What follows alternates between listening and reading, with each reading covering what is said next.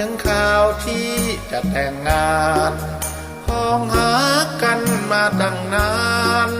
สาบานมาตั้งหลายปีจึงตัดสินใจแต่งงานไปตามประเพณีเขาขออวยพรเต็มที่วิวาอย่าได้หม่นมอง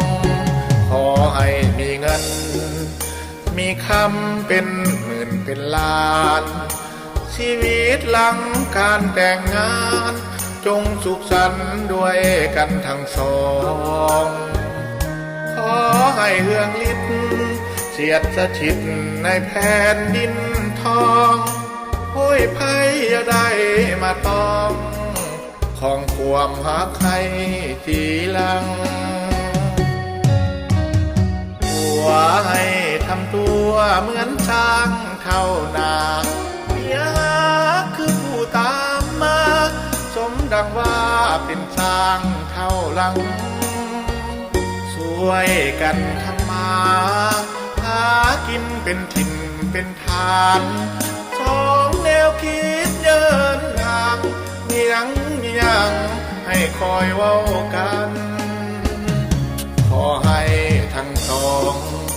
เป็นทองแผ่นเดียวเรื่อยไปคลองฮักด้วยความแจ่มใสเรื่อยไป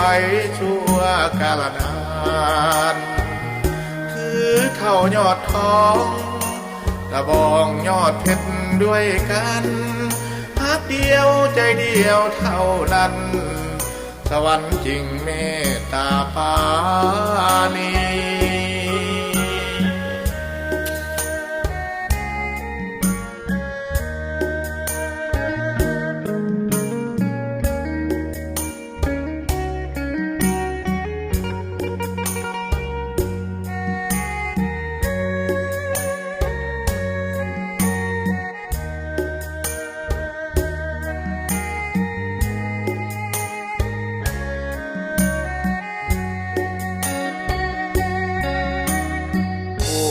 ให้ทำตัวเหมือนช้างเท่านาเมียคือผู้ตามมาสมดังว่าเป็นช้างเท่าหลังช่วยกันทำมาหากินเป็นถิ่นเป็นฐานสองแนวคิดเดินทางมียังให้คอยเว้ากันขอให้ทั้งสองเป็นทองแผ่นเดียวเรื่อยไปคลองฮักด้วยความแจ่มใสเรื่อยไปชั่วกาลนาน